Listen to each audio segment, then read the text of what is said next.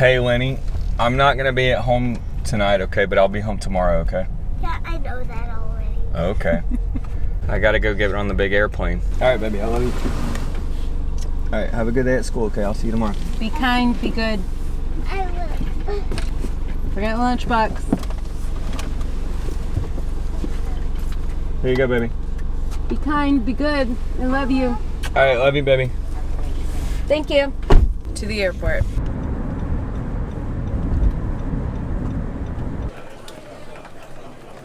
So I just gate checked my guitar and it will be right outside the plane when I get off. So it makes it a lot easier, and I've done it a ton and not had problems with it. Especially on Delta flights, the overheads typically are smaller and sometimes the guitars don't even fit. This is a full flight, so there's not even room for it. I'm not mad about it. It makes it easier on my shoulders because I'm not carrying it through the plane and wrestling it while I'm trying to get my seat and everything.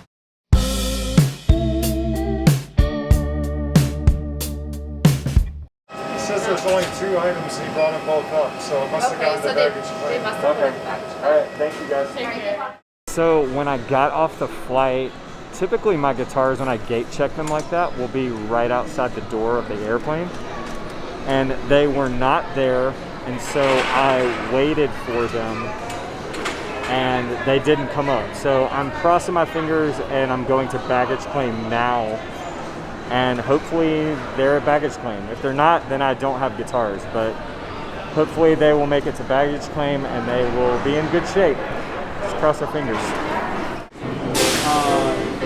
Please keep clear.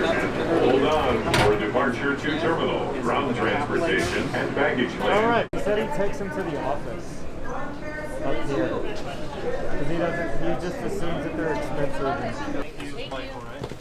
Yep, that's me. Thank you, guys.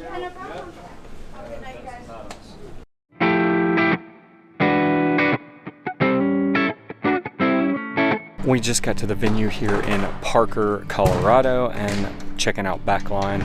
Rizzy's got a Ludwig kit, and then I have got the classic Fender Hot Rod Deluxe. It was actually my first real tube amp, so kind of a throwback for me. Let's check it out.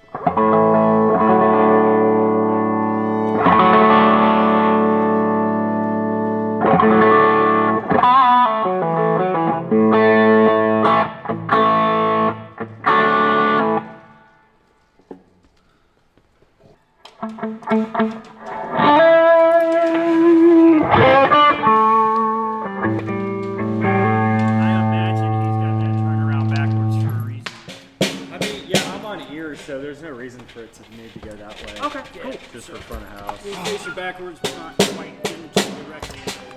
Yeah, that was my thinking too. It's like right into that's not gonna make. So I just got done eating dinner. We had some great catering. It's kind of like quinoa, rice bowls, and everything was really good. You never know what you're gonna get to eat out here, but yeah, food was great today. We are, I guess, about an hour and a half out from showtime. I haven't really talked about too much what I'm doing out here, but I'm playing with a guy named John Driskell Hopkins, who is in the Zac Brown Band and has done a lot of co-writing with Zac, but he's doing solo stuff. So we're out with his band out here in Denver, or right outside of Denver in Parker. And this is the second of 3 shows that we're doing this week. On Sunday, we were in Knoxville, Tennessee, or just outside of Knoxville in Maryville, Tennessee. And then today is Thursday, I think. Yeah, today's Thursday, and we flew out here to Denver this morning. And then Monday, I will fly from Atlanta to Billings, Montana, and we'll play out there. Some of the guys are hanging here. ZBB, Zac Brown Band, is playing here in Colorado on Saturday, I believe. So obviously, John Driskell Hopkins, or Hop as we call him, is staying here, and then some of the other guys are kind of tagging along and hanging out, and then I think they're maybe renting a car and driving up to Billings. But I'm going to head back home so I can be with the family for a few days, and then I will fly to Billings on Monday. Through the pandemic, I was playing with John a little bit, rehearsing and doing some live stream stuff, as well as doing some recording in his studio. He has an amazing studio in his house that he's built out. It's super pro, really really great room, and just kind of stays set up all the time to record full bands and stuff in there. And I know Zach and the guys rehearse there a good bit and everything, but Brighter Shades Studios is what he calls his studio. But it's fantastic, and I've been fortunate enough to do a bunch of session stuff out of there the last few months too. So I'm going to try to get some decent audio from tonight, but I'm a little uncertain of how it's going to go.